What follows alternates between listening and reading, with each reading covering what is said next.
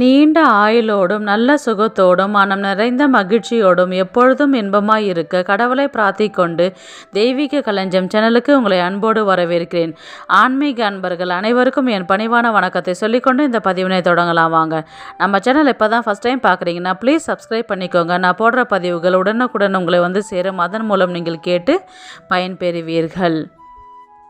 இன்றைக்கி நம்ம சேனலில் என்ன பார்க்க போகிறோன்றதை பார்த்தீங்கன்னா ராகு கேது தோஷம் நீங்கள் என்ன பரிகாரம் செய்யலாம்ன்றதை பார்க்கலாம். வாங்க வீடியோக்குள்ளே போகலாம். ராகுவிற்கு பாம்பின் உடல், குணத்தால் வாலில் விஷம். கேதுவிற்கு பாம்பின் தலையானதால் தலையில் விஷம். இதனால் சர்ப்பதோஷம் அமைகின்றது. சர்ப்பதோஷம் திருமண தடை, திருமணம், வாழ்க்கையில் சண்டைகள், மனஸ்தாபங்கள், நிம்மதியில்லாத வாழ்க்கை, எல்லா விஷயங்களிலும் தடைகள் ஏற்படும். ராகுவும் கேதுவும் சர்ப்ப கிரகங்கள். அதனுடைய தாக்கம் தாங்க முடியாத அளவுக்கு இருக்கும். மனிதர்களின் வாழ்வில் ஏற்படும் பல்வேறு தோஷம், சங்கடங்கள், மன வாழ்விற்கு சவால் விடும் பல்வேறு தோஷங்களில் சர்ப்பதோஷமும் ஒன்று. இந்த தோஷத்தால் திருமணம் தடைப்படும் என்பது எல்லோருக்கும் தெரிந்ததே. ஆனாலும் திருமணம் ஆகியும் தோஷத்தால் வீட்டில் நிம்மதியின்மை, குழந்தை பாக்கியம் இல்லை மற்றும் குழந்தை பிறந்தும் மன வளர்ச்சி குன்றி காணப்படுவார்கள். கணவன் மனைவி இடையே சண்டைகள், ஒரு சிலர் வாழ்க்கையில் கணவன் மனைவி விட்டு பிரிந்து வாழ்வார்கள். இப்படி எத்தனையோ குறைகள் இருப்பின் அது ராகு கேது தோஷம் மட்டுமே. இது உடனே தோன்றி மறைவதில்லை. நம் முன்னோர்களின் மூலம் நமக்கு வருவது இந்த தோஷங்கள். நாம் என்னதான் அடுத்தவர் பிரச்சனைக்கு போகாமல் இருந்தாலும் பிரச்சனையானது நம் வீட்டு நேர் எதிரே அமர்ந்து இருக்கும். இதனால் என்ன வாழ்க்கை என்று தான் நமக்கு தோன்றும். எல்லோருக்கும் இந்த நிலைமையா அல்லது நமக்கு மட்டும்தான் இந்த நிலைமையா என்று யோசிக்க தோன்றும். தோஷம் பல வகையில் நம்மை வந்து சேரும். பித்ரு தோஷம், சர்ப்பதோஷம் என்று ஓரறிவு உள்ள ஜீவன்களில் இருந்து 6 அறிவு படைத்த மனிதர்கள் முதல் தோஷமானது வரக்கூடும். நாம் என்னதான் நன்மையே செய்திருந்தாலும் காரணம் யாரும் தெரிந்தும் எந்த தப்பும் செய்வதில்லை. காலமும் நேரமும் நம்மை அந்த சூழலுக்கு தள்ளப்படுகின்றது. இதனாலே நமக்கு தோஷமானது பின்தொடர்ந்து வருகின்றது. ஒவ்வொரு தோஷத்திற்கு ஒவ்வொரு பரிகாரங்கள் உள்ளது. அதிலிருந்து மீண்டு வந்து அடுத்த சூழ்நிலை சமாளித்து வாழ கற்றுக்கொள்ள தோன்றும். ஆனால் சர்ப்பதோஷம் என்பது நம்மை விடாது கருப்பாக நம்மை தொடர்ந்து கொண்டு வருகின்றது. அதற்கு காரணம் நாம் தெரியாமல் செய்த தப்பிற்கும், நம் முன்னோர்கள் தெரியாமல் செய்த தப்பிற்கும் நாம் அந்த தண்டனையை அனுபவித்தே தீர வேண்டும். இந்த சர்ப்பதோஷம் நீங்குவதற்கு 3 வகையான பரிகாரங்கள் உள்ளது. இந்த 3மே நாம் செய்தால் மட்டுமே அதிலிருந்து முழுவதும் விடுபட முடியும். நீங்கள் எத்தனையோ பரிகாரம் செய்து இருந்தாலும் அதில் எந்த முன்னேற்றமும் இருந்திருக்காது.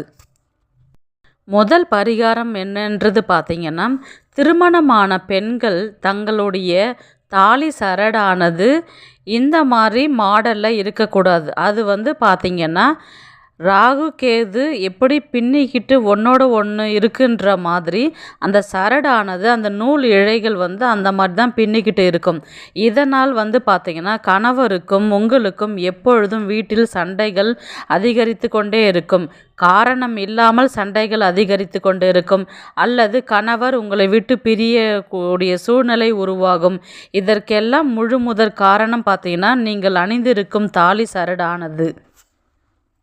இரண்டாவது பரிகாரம் பார்த்தீங்கன்னா, திருமணம் தடை என்று சொல்லக்கூடிய திருமண பேச்சு ஆரம்பிப்பதற்கு முன் ஆண் அல்லது பெண் பார்த்தீங்கன்னா புற்று கோவிலுக்கு சென்று அம்மனை தரிசனம் செய்த பின்பு புற்றுக்கு பால் ஊற்றி வழிபாடு செய்ய வேண்டும்.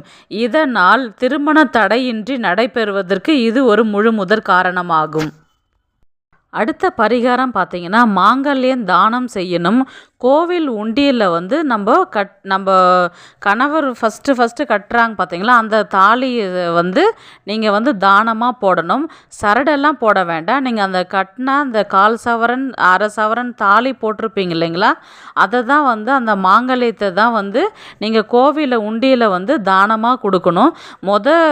தாலியை வந்து நீங்கள் தானமாக கொடுத்துட்டிங்கன்னா 2வது தாலி அங்கேயே நீங்கள் கட்டும் பொழுது வந்து பார்த்திங்கன்னா அந்த சர்பதோஷம், அந்த ராகு கேது தோஷம் வந்து முற்றிலும் நீங்குன்றது சொல்லுவாங்க. அதனால் நீங்கள் அந்த ஃபஸ்ட்டு தாலியுடைய உண்டியலில் பெருமாள் கோவிலில் தான் போடணும். ஒன்று திருப்பதியில் போடலாம், அல்லது திருவந்திபுரம் பெருமாள் கோவில் ரொம்ப ஃபேமஸாக இருக்கிற பெருமாள் கோவில் உண்டியில் வந்து நீங்கள் மாங்கல்யம் தானம் பண்ணிவிட்டு அடுத்தது புதிதாக நீங்கள் கணவர் மூலயமா நீங்கள் இன்னொரு தாலி கட்டிக்கிட்ட பொழுது அந்த தோஷம் வந்து முற்றிலும் நீங்கும்ன்றது நம்பிக்கை. அடுத்த பரிகாரம் பார்த்தீங்கன்னா, இதெல்லாம் நீங்கள் செஞ்சதுக்கப்புறம் வந்து பார்த்தீங்கன்னா, மாதம் வந்து நீங்கள் புற்று கோவிலுக்கு போயிட்டு அம்மனை வந்து தரிசனம் செஞ்சுட்டு, இல்லை அம்மன் இல்லாத வெறும் புற்று கோவில் மட்டும் இருக்குதுன்னா, நீங்கள் மாதத்தில் ஏதாவது ஒரு நாளை நீங்கள் செலக்ட் பண்ணிவிட்டு நீங்கள் பால் ஊற்றிட்டு தீபம் ஏற்றி நீங்கள் வழிபாடு செஞ்சுக்கிட்டு வரணும். எப்போவுமே வந்து சர்பதோஷம்ன்றது வந்து பார்த்திங்கன்னா அது வந்து நம்மளை விட்டு போகாது. கண்டிப்பாக அதனுடைய தாக்கம் இருந்துக்கிட்டே தான் இருக்கும். அதனுடைய தாக்கம் நம்ம குடும்பத்துக்கு வரக்கூடாது.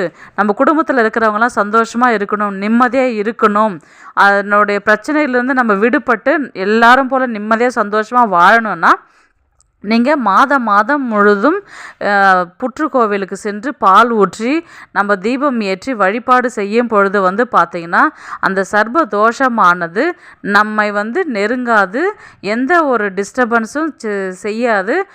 இப்போ ஒரு சிலர் இந்த தோஷத்தால் வந்து பார்த்திங்கன்னா அடிக்கடி வந்து கண்ணில் தென்படும், அதுக்கப்புறம் வந்து எங்கே போனாலும் அது வெளியில் தெரிகிற மாதிரி இருக்கும், அதுக்கப்புறம் அதனுடைய ஞாபகம் இருக்கும், கனவுல வரும்.